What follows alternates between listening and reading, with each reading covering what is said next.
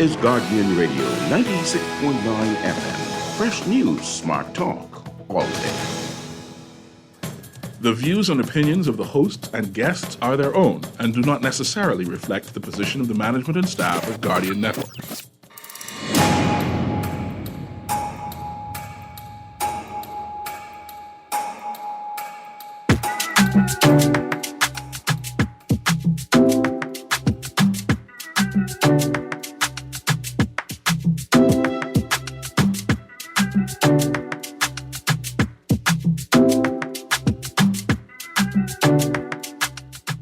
Good yawning this morning, and welcome back to Guardian Radio 96.9 FM, your station for fresh news, smart talk all day. It is Monday, the 11th of December, 2023, and you are on the clock with Erin, Greene.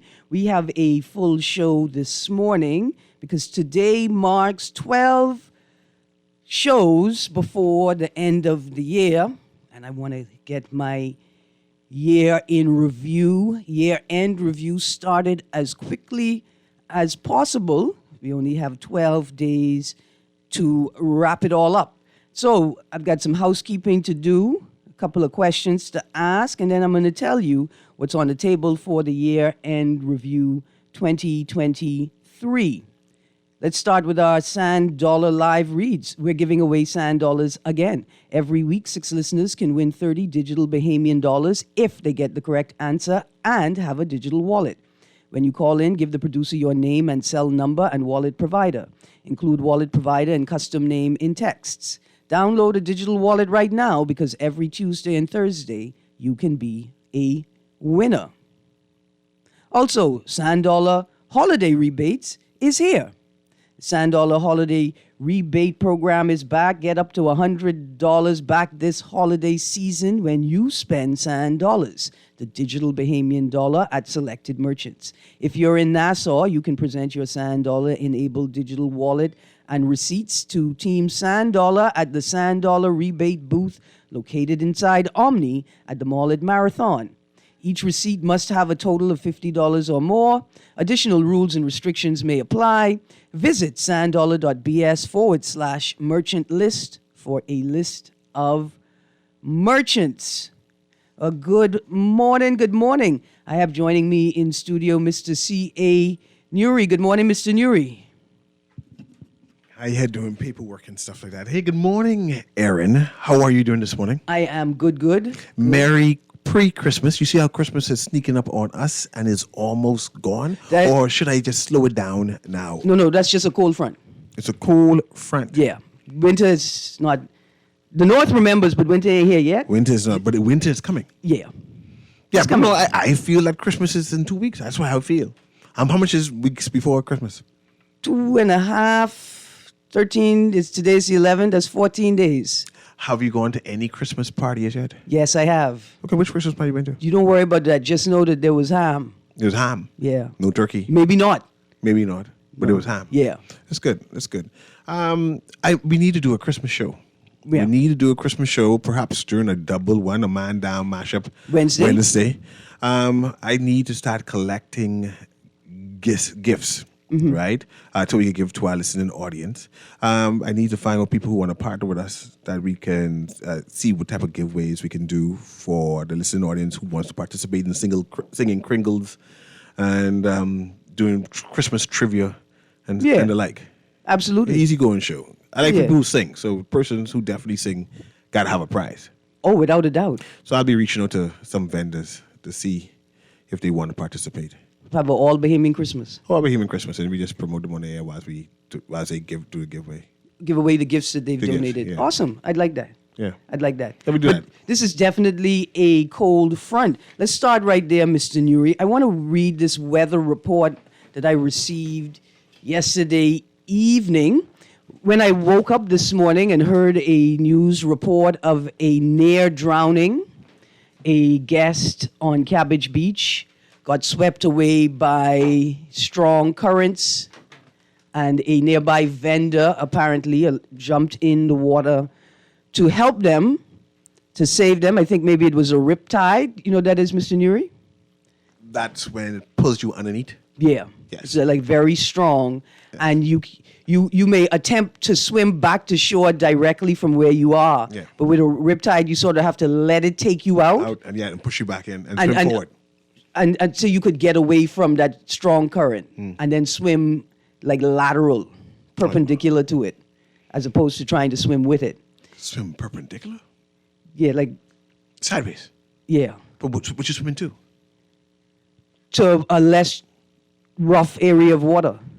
All our waters be rough when it's riptide.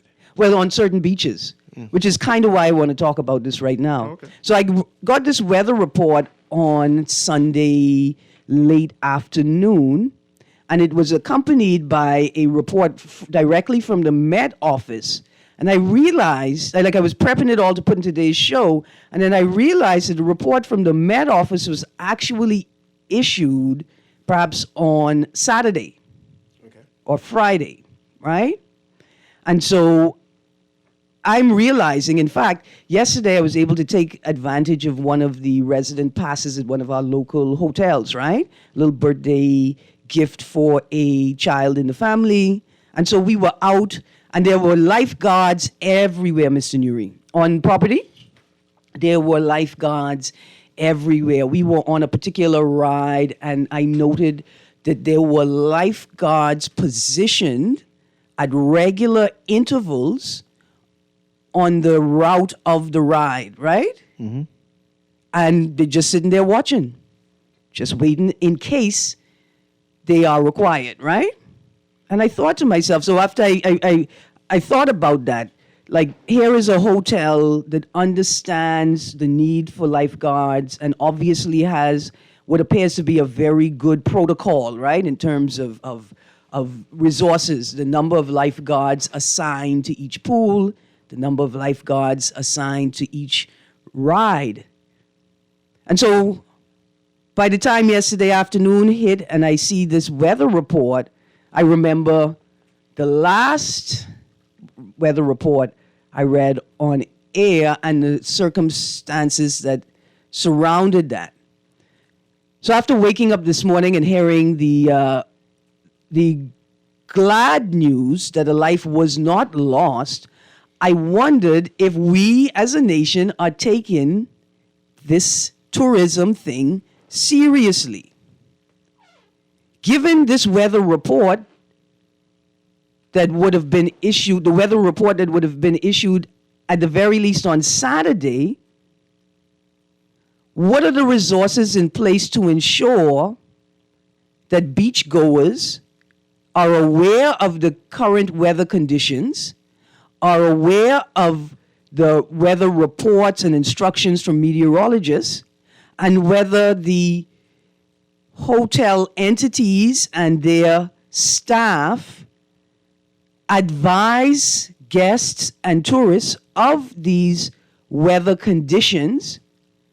Do they provide lifeguards for beaches, public beaches near, adjacent to, in proximity to their resorts and entities? Because I have a feeling that if these people were aware of the weather report and what it meant, they would have stayed far away from the water. So I'm going to read the weather report. Again, I received this report yesterday evening. A strong cold front will move into the extreme northwest Bahamas, that's Grand Bahama, Abaco, Bimini, and the Berry Islands, early tomorrow morning between 2 a.m. and 7 a.m., and into the remainder of the northwest Bahamas, Andros, New Providence, and Eleuthera, between 7 a.m. to 3 p.m., and stall just south of the southern tip of South Andros. It will gradually make its way over the central Bahamas, Exuma, Long Island, Cat Island, Rum Key, San Salvador, and Ragged Island, and stall over these islands before it dissipates on Wednesday afternoon to early Thursday morning. This is a strong cold front, so you can expect some rain and the high possibility of heavy showers and severe thunderstorms at the boundary and just ahead of the front. The winds behind the front will also be very strong, as a strong high pressure will build over the area behind the front, and winds will be between 15 to 25 knots with occasional higher gusts. The seas will also be very rough at about 5 to 8 feet behind the front. As a result, swimmers will be asked to remain out of the waters, and small craft will be asked to not venture far from port due to these hazardous beaching and boating conditions. In terms of cold weather behind the front, yes, there is a definite cool down with some noticeable drop in temperatures after the frontal passage. So for the next 3 nights, you would require a sweater, a warm jacket, and a warm blanket. Stay safe and please be careful out there. End of report. Producer, let's go to this call. Good morning, caller. Good morning, caller. Caller, call back. Caller, call back. I hit the wrong button. I apologize, caller. That's me. That's all me. Call back. I hit the wrong button just now. I see a call coming in. Good morning, caller. Erin, so you got disconnected. Yeah, that was me. It was unintentional. Good morning. Oh, you trying to be the Zeus for Christmas, eh? No. I just really my finger just hit the wrong button. I ain't kidding. Let me start out over again. Introduction. Good morning, Erin. Good morning, Nuri. Blessings. Blessings, morning. You're a good producer. Yeah, You on a good point, and I was thinking about it yesterday when I saw that weather, because I get weather update. I love weather.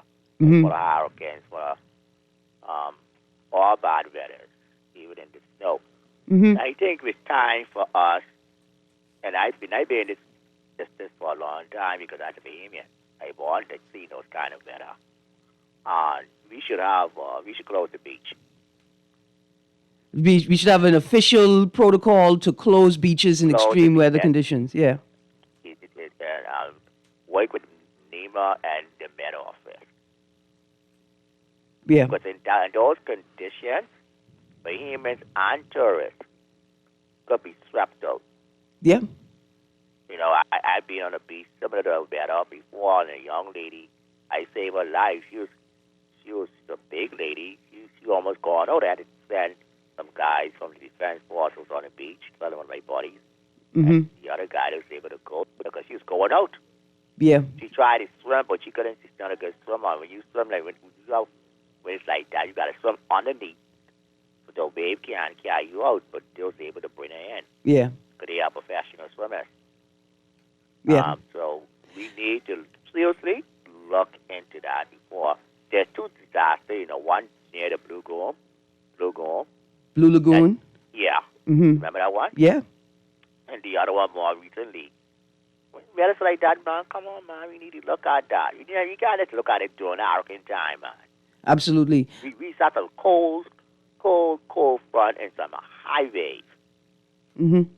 In fact, we need to dispel this attitude, because I could hear people say, oh, the weather report comes on the news every night. If you're not concerned about your own safety, that's not my problem. But then we forget that not everybody has access to the news. Then we're not just talking about Bahamians, are we? Because we have this sort of disregard for Bahamians and migrants in the country. But what about tourists in a hotel? Yeah, Red, you hit something on the nail. It's a friend of mine in the state. You hit something right on the nail, and I almost forgot it.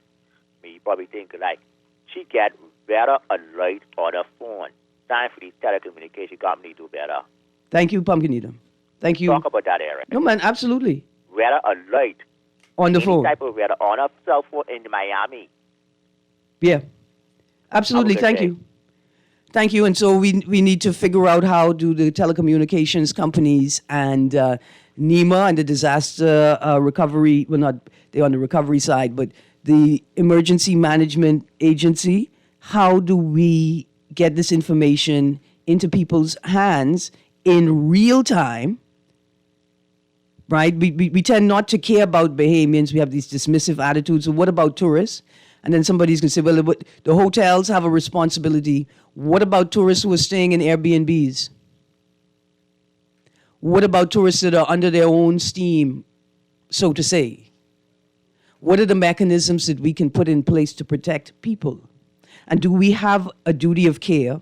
And do we have an obligation to ensure that these mechanisms are in place and operational? See, a lifeguard would be on duty to assist if anyone is having a crisis, an emergency in the water. Lifeguards can also be positioned to monitor the shoreline if there are sharks, large sea predators visible. They would have the authority to close the beach, even if only temporarily. Where are the protocols for that? How do we begin making that public? So anyway, Mr. Nuri, I wanted to share that quickly. There is a weather advisory that everyone should pay attention to. And then on the backside of that, Mr. Nuri, is the cold weather part. And are Bahamians prepared for this shift in weather? And do the less fortunate among us have the resources they need to stay warm and comfortable this winter season? Does everybody have a warm jacket or a sweater or a warm blanket? Do children have blankets to sleep on, under? So I want to say to people, if you have a spare blanket, if you have a spare jacket, drop it off. Can you tarry a bit and let's talk about this for 30 seconds? Yeah, man. I appreciate that. No problem. Right, because it resonated with me what you said just now, right? Mm-hmm. Christmas time, we tend to get generous because we are a generous people, Bahamians in general. Mm-hmm. It's a Christian inside in us, right? We feel the need to help. And in order to celebrate the birth of our Christ. Yeah. There are a number of people who are struggling or having a hard time, right? A number of people who live on the street. Yeah. And this is a time when we tend to give away food items, a meal, a plate of food, but we don't consider people how they live or how they are surviving on the street, where a blanket may be important, a change of clothing may be important, general healthcare items, toothbrush, Yeah. toothpaste may be important. Passing by the foot of the bridge, Yeah. passing East Street, Market Street, and stopping during the Christmas season and say, here, I have a care package for you. Yeah. We need to do something tangible during this Christmas in terms of wanting to help instead of the regular plate of food. And I'm not saying the plate of food isn't important. right, but people need more sustainable support as well. Are agencies creating lists of items that people need, right? Like, I'm not quite sure what it is that boy needs. The boy may say to me, look here, you know what I really need? I just need some packs of sanitary wipes. So when I do get something to eat, I could clean my hands appropriately and eat them and then go about my business, right? He may say, ma'am, I ain't worried about the soap. I don't know how I can keep it. But a pack of sanitary wipes, when I am ready to eat something or I need to clean my hands, I am able to do it, right? Are Ziploc bags something that people who are in transition in terms of housing, people who are sleeping rough, people who are living in cars, are Ziploc bags something that would be valuable to you to keep some documents, right? Keep them dry, keep them clean, keep them safe. What are the types of things? We may think deodorant, and someone else would say, no, I don't. Deodorant is not on my list of needs. A pack of toothbrushes, maybe, but deodorant not. And do agencies create lists like that? Same way with pantries, right? Pantries create lists, and they're great lists because they remind us, you're getting cereal and milk, but where am I going to keep the milk? What type of milk are you going to buy? We need small, single-use packets of milk, right? Shelf stable. And so that way we support people who do want to donate, right? By highlighting the things that people need. So that's a wonderful idea, Mr. Nuri. Care packages. I know a couple of stores sell the large 2-gallon Ziploc bags. That's great to put a care package in.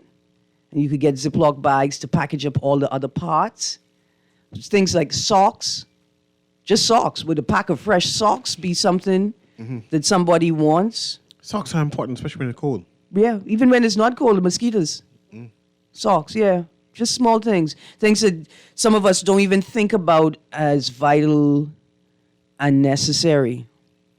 So those are, one more thing I want to talk about quickly before I introduce the year-end review format, Mr. Nuri. Not only files disappearing in the Bahamas these days. Files tend to disappear often here. Yeah, like a mystery. Trees are disappearing now in the Bahamas. I knew it wouldn't be long because files are made of trees, right? So there's a connection there somewhere. But we've had 2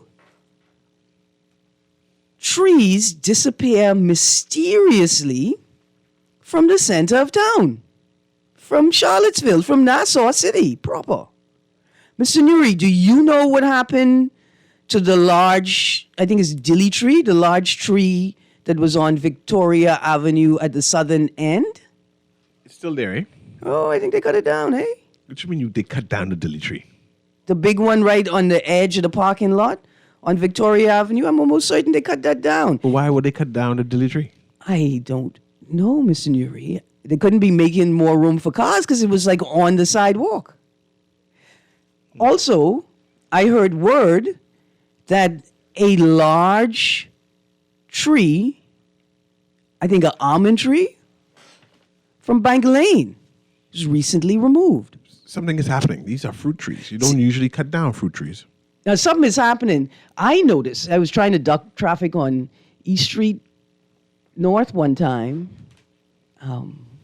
because I don't understand how the traffic backs up there in the way it does. Anyway, I figured I'd turn left quickly instead of going straight, continuing across Shirley Street, and I would cut through Bank Lane to get back to Bay Street. And then I saw I couldn't do that because there was a sign saying that Bank Lane is closed to vehicular traffic. But the sign didn't say why Bank Lane was closed to vehicular traffic. Well, over the weekend, a number of people were proclaiming on social media that the tree on Bank Lane is gone, Mr. Nuri. Now, I am saddened by this. I recently met some subcontractors hacking up a silk cotton tree on a piece of property that I inherited. I mean, hacking it up. No signs indicating who they were, which agency sent them, if they were a private company. No ID badges. No notice posted on the property indicating what was happening. No attempt to contact the property owner. No indication that they had received approval to cut a protected tree. Nothing. Nothing, just hubris and claims of being government subcontractors. Anyway, I digress. The point is this. Are significantly old trees protected under the Forestry Act? I don't think they are, Mr. Nuri. I would have imagined that a 100-year-old tree, no matter what type of tree it was, would be protected. And I imagine that if it were a protected tree that had been cut, that notice would have been given of the approval of the project to cut the tree. See, I found this article from the 10th of July, 2022, from our news site, Tie a Yellow Ribbon Around the Silk Cotton Tree. And in this article, they outlined the steps that had to be taken to remove the silk cotton tree on Village Road and Park Gate. It says, the summer roadworks and tree removals have many asking, how protected are our protected trees? And what was the process like to remove the latest silk cotton tree on Village Road? Once upon a time, New Providence was a place known for its silk cotton trees, with the great silk cotton tree on Blue Hill Road becoming the one of most globally one of the most globally recognizable of the 19th century. This historical legacy may be part of the reason some were outraged by the sight of the start of the removal of what's said to be a potentially hundreds-year-old silk cotton tree on the corner of Village Road. The reason for the removal? The Village Road Improvement Project. But it should be noted that the plans for the tree's removal have not been kept under wraps. The resident engineer for the project, Albrian Simonet Jr., told Our News, as a part of the process of getting permission to remove the tree, details of the Village Road Improvement Project, including the tree's fate, were discussed in public forums. Simonet also says the decision to remove the tree was not haphazardly made. He goes out of his way to show Our News the paper trail of permissions and plans, sharing that earlier plans hoped for the tree to be able to stay where it was. But when land limitations and the fact that the forestry unit is citing evidence the tree may be rotting from the inside, they went forward with a plan for removal. Simonet stresses, aside from the approval fee from the forestry unit, they also had to meet a 3-to-1 mitigation requirement, meaning for the removal of this tree, they would have to plant 3 more to replace it. I want to stick a pin right there, Mr. Nuri. Entertain me if you will. You heard any notice, have you seen any notice that either of those two trees were going to be removed? Definitely not. I have seen nothing at all. And I'll say that I don't think that those trees are on the protected tree list. I wonder if their age would then qualify them to be a protected tree. I found another article from the Bahamas Past and Present on Facebook that talks about that location. It says, looking northeast along Shirley Street and the corner of Bank Lane, right? There was a shop at the corner owned by Maud Owen Marsh and was called Patio and Beach in the 1950s and the 1960s. Miss Snappy Hat Shop was next door to Patio and Beach to the east on the corner of East Street and Shirley Street. So the tree been there, I think the tree been there a little while, Mr. Nuri. Here's the next question I have. There's a lot of development taking place in Nassau town proper.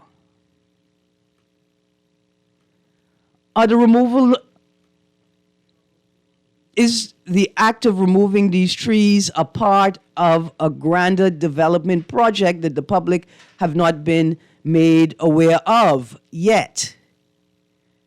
And then another question, Mr. Nuri.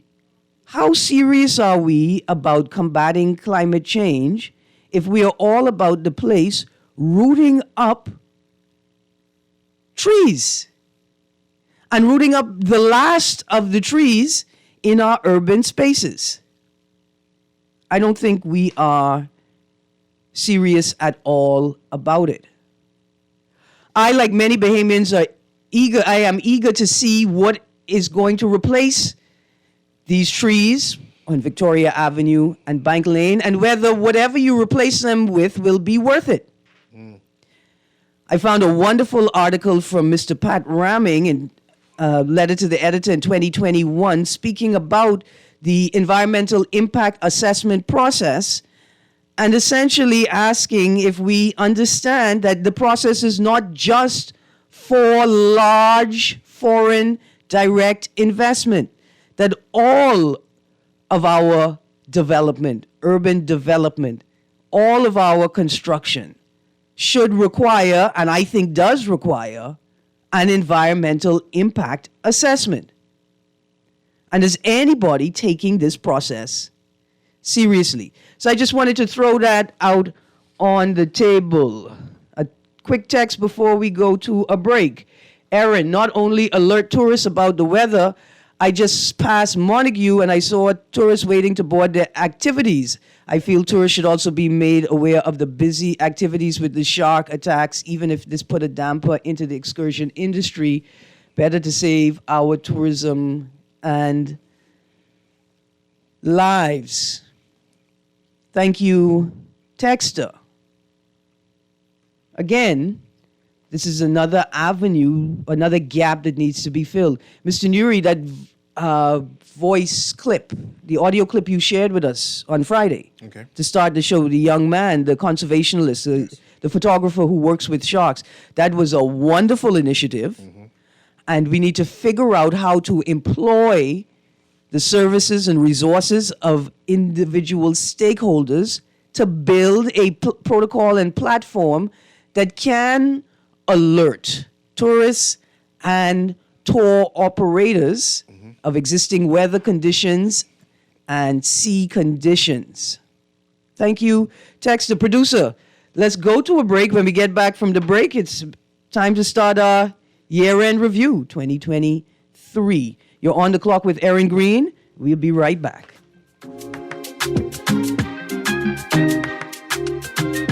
Girl, you see how Cora eye look funny, all black up yesterday? But she say she bump into a wall when she's running after the churn dam. Yeah, but last Saturday you see her arm was all black and blue, right? So what you saying? You think something wrong between her and Jack? I ain't sure, but you know Jack is a jealous man. I hear him and Cora last Friday. I hear him say he hear Cora have eyes for Junior. Now you know that ain't true. Cora is a good woman, does mind her business, take care of them churn, and go to church every Sunday. So what you think we should do? I think we should report Jack, you know. Cora don't say nothing, but silence hides violence, and we don't want to line up in the cemetery. Not me. I ain't getting in nobody business, then Jack come after me, and I land up next to Cora. No, man, we could call a text Crime Stopper. And remember, we can even get some grocery money for our tip. Remind me again, how does this work? We can call them in Miami at 328-TIPS or 328-8477. Or when we in the island, call toll-free at 300-TIPS or 300-8477. And if you don't have no minutes, use the Crack Crime Bahamas app and we could text them. And the messages get all mixed up before it leave your phone so nobody can know what you saying. So what we waiting on then? Let's go earn some grocery money. 5, 4, 3, 2, 1. Are you ready to catapult your business into the spotlight? Introducing Guardian Business Boost. Ignite your success, and it's absolutely free to join. Did you say free? Yes, free! Guardian Business Boost is not just a program. It's your ticket to unprecedented visibility and growth. The Guardian Media Group is committed to helping the Bahamas prosper by creating new opportunities for small businesses, who are the key drivers of that growth. How does it work? It works by first registering your business with the Guardian Business Boost at thenassauguardian.com. Then, each month, Guardian Media will pick and boost 5 businesses with 1 month of free ads across our multiple advertising platforms. The Nassau Guardian newspaper, website, Guardian Radio 96.9, Star 106 Hits, and all social media platforms. Catapult your business into the spotlight with Guardian Business Boost. Sign up for free today at thenassauguardian.com. The Water and Sewage Corporation celebrates you this holiday season. Make your bills merrier and brighter with our exciting holiday promotion. Pay your bill in full between December 1st and 15th, 2023, and you'll automatically be entered for a chance to win amazing prizes. Simply visit any Water and Sewage Corporation location or our social media pages to find out more about the promotion and how you can participate. This holiday season, let us make your bills merrier and brighter. Happy holidays from the Water and Sewage Corporation.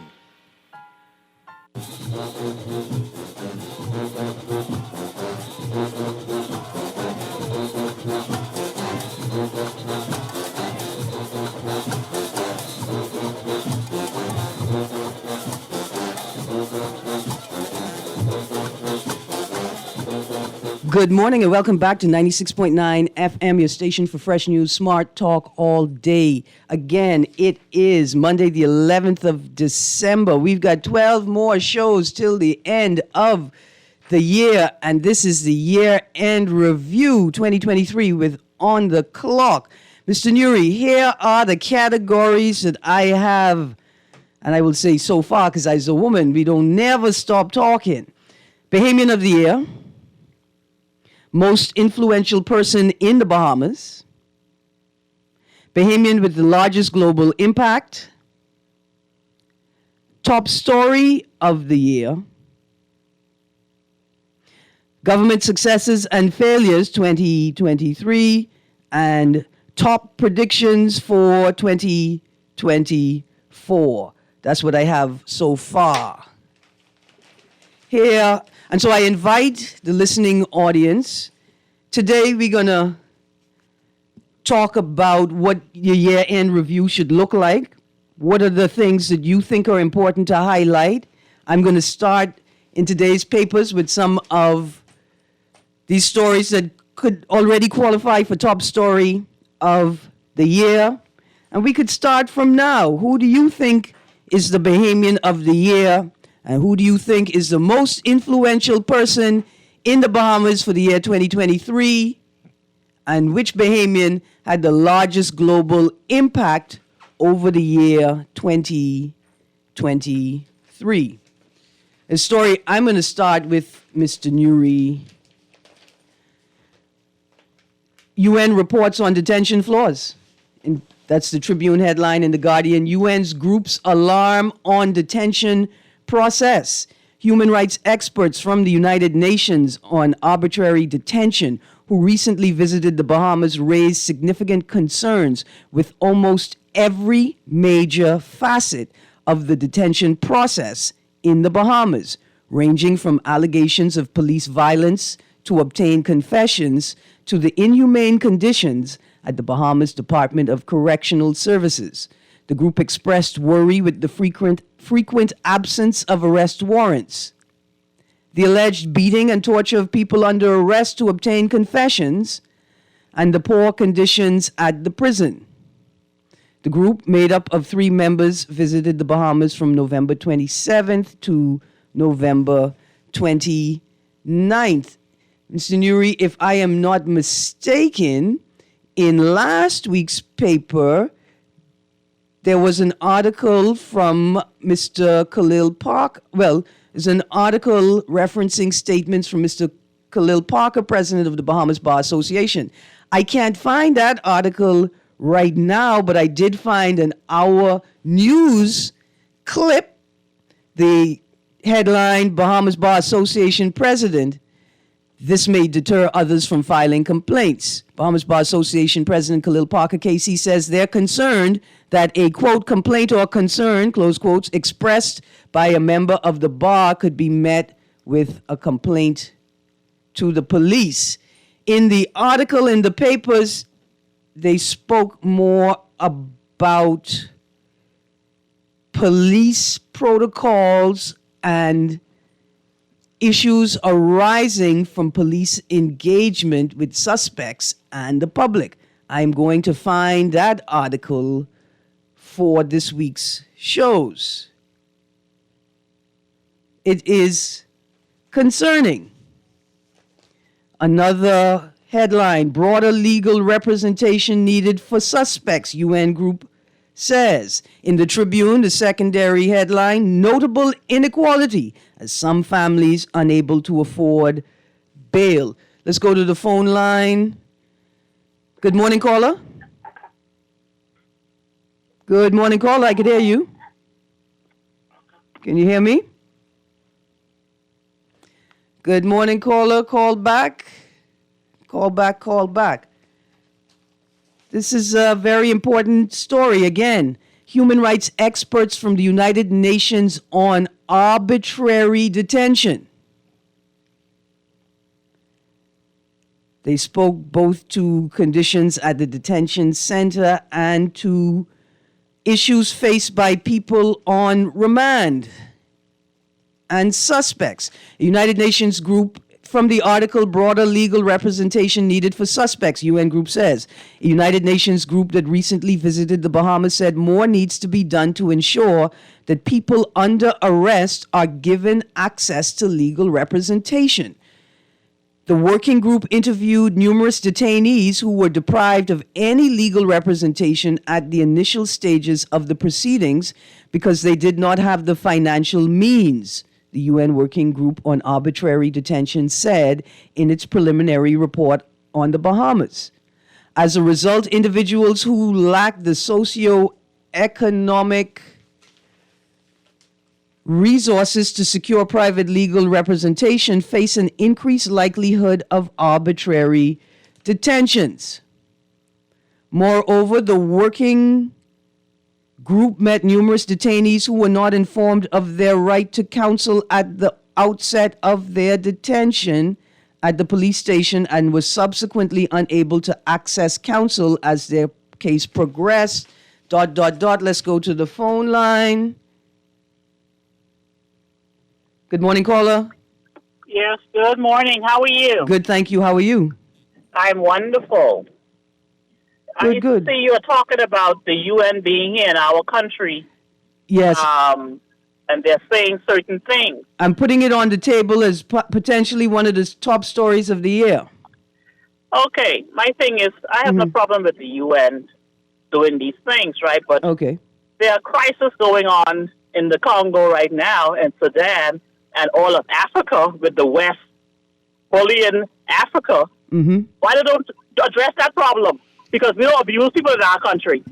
Well, they're addressing that problem too, you know. They do a global the UN report. is a big scam, if you ask me.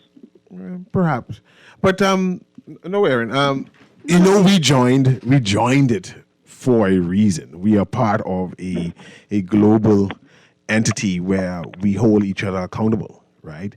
And we have employed the UN and various other groups to... The UN don't care about nobody. That's just a fraud. Okay, so let's put that on the side. Let's say the UN is just a fraud. I remember Fred Smith been telling us that the conditions in the detention center, the lack of protocols and...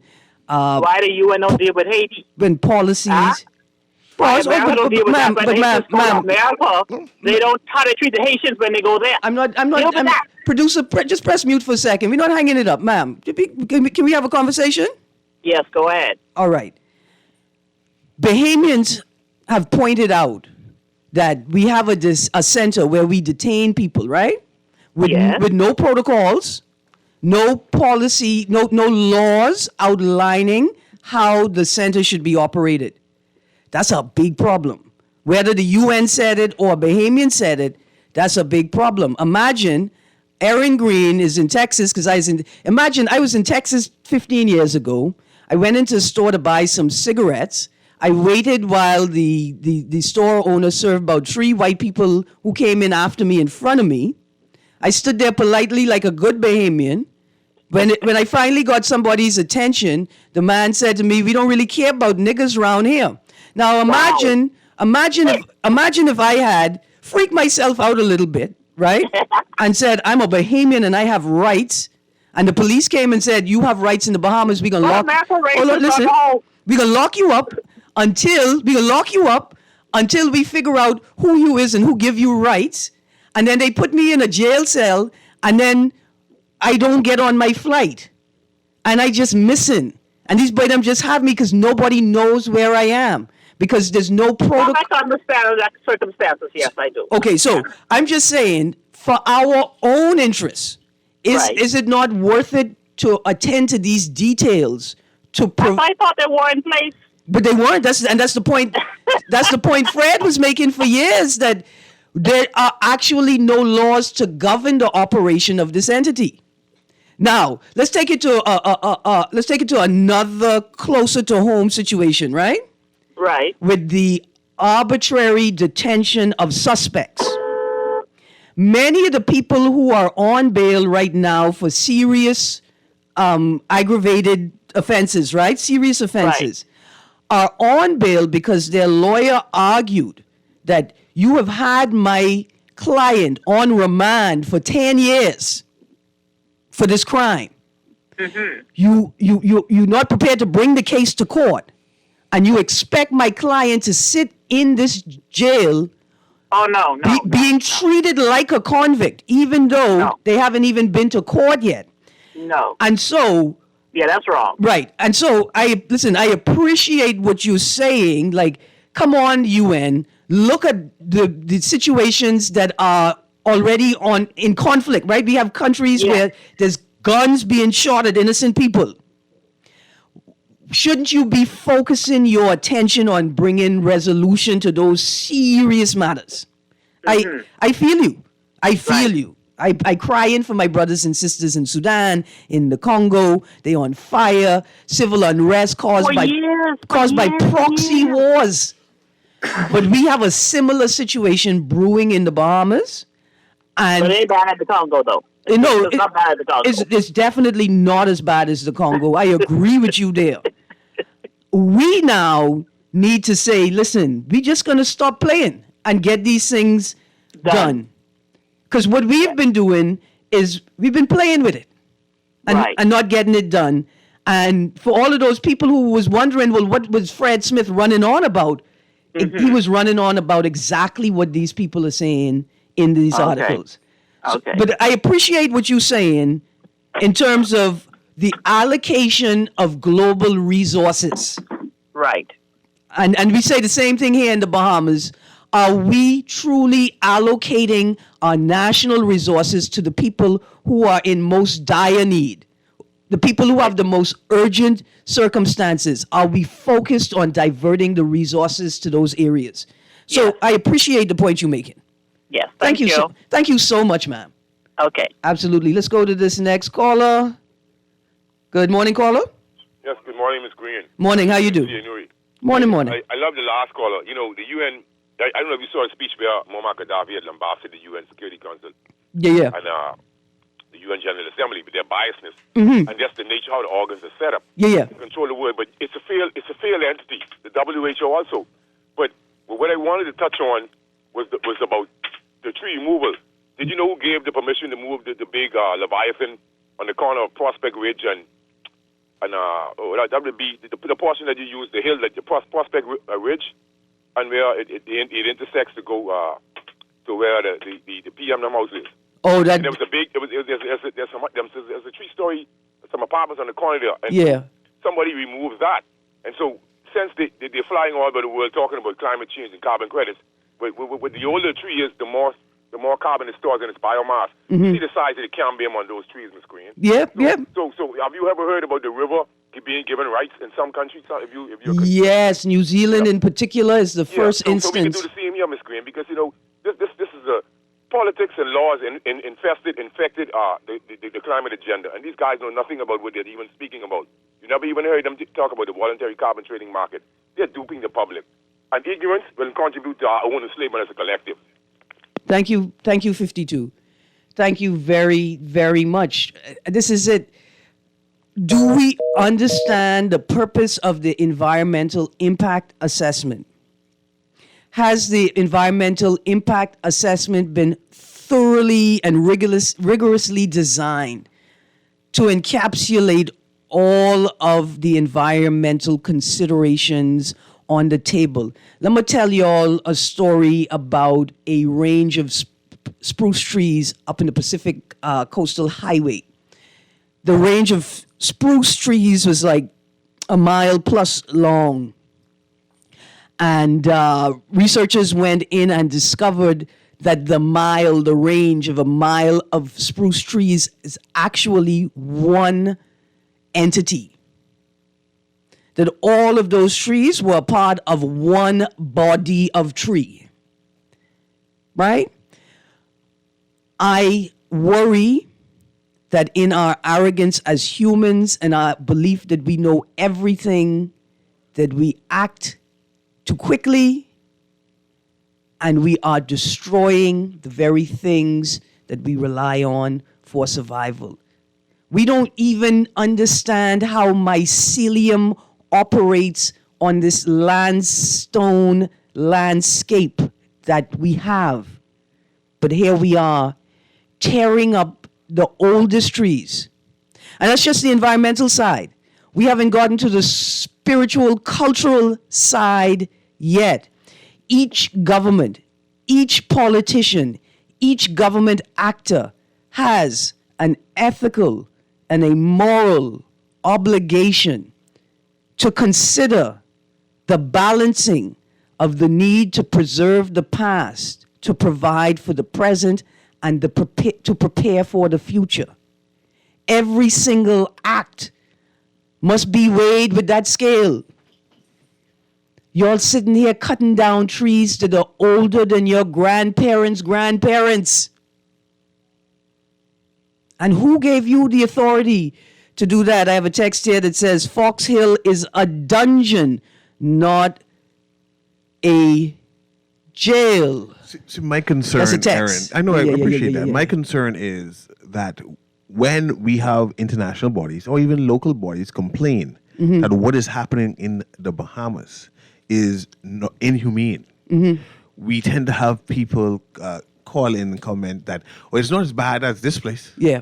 So that means we can keep how bad it is because it's not as bad as another place. That is concerning, especially when you have your own children, your own family members who can fall victim to these places, to these acts, right? Yeah. Our goal is to improve our status, our systems, and the conditions of living for all Bahamians. Again, though, Mr. Nuri, I appreciated the call, right? Because she raised another element that I think I have to figure out how to craft it as a top story, because it's the Christmas tree, right? The first rendition, with the front half of the tree just filled with trinkets and baubles, and the back half of the tree facing over the hill, bare, like Mother Hubbard cupboard, right? What resources are we allocating to that global international discussion or protocols or whatever, that sphere, versus what we are focused on locally, and whether the UN operates in a manner that is beneficial to the Bahamas and other small island developing states, given its current structure? And is there a bias? Is there a racial bias? Is a cultural, ethnic bias in the UN that prevents a proper fulfillment of its mandate and protocols? So those are that's one of the stories I think needs to be top story of the year. I will pull it together though, because there's some elements that need to, the elements need to be presented. So I put it on the table why I think that's a top story. Here's another story, Mr. Nuri, that almost blew me away when I saw it. Traffic fatalities see 50% rise for women, says Colby Davis. I know we have, 1 minute left, producer? I know you're going to start playing that music. Traffic fatalities see 50% rise for women, says Colby Davis. Traffic fatalities involving women jumped by more than 50% this year compared to 2022. Transport and Energy Minister JoBeth Colby Davis said 48 people have died in traffic fatalities this year, which increases among women under 45 and motorcyclists. The number of fatalities involving females rose by more than 50%. The number of fatal traffic accidents involving motorcycles has also increased by 50%. These observations are quite disturbing and a cause for serious national concern. No, madam, what's a cause for serious national concern is that y'all waited until Monday the 11th of December 2023 to say it. Did you not see it happening? I saw it happening. You guys are supposed to be proactive, not reactive. Let's start by beginning in 2024 to enforce the law that you can only turn left on red where there's a sign indicating you can do so. Anyway, that's one of the stories I'm putting on the table for tomorrow. Mr. Nuri, thank you for joining me. I'm just checking my schedule to see what I have up next for tomorrow. I'm doing a trivia tomorrow. You doing trivia? Yeah, I'm giving out Burna Boy tickets. Yeah? Yeah, why not? I mean, like to the concert or to like the tailgate? No, the tailgate is something different. I just confirmed to give away 2 Burna Boy tickets tomorrow. Look at that. Well, I can't come on your show. No, you gotta come. I can't come. Why can't you come? How I can win the Burna Boy tickets if I on the show? That's a good thing. No, I mean, that's a good thing to know. Yeah. You sounded like it's a good thing that I don't get Burna Boy tickets. Let me inbox them. Let me see something. Okay, then. But if you want to win one of those tickets, call in tomorrow with a trivia. Anyway, this has been On the Clock with Erin Greene. Yes, sir. Yeah. Stay tuned. Guardian Radio AM with C.A. Nuri is up next. It's Christmas time.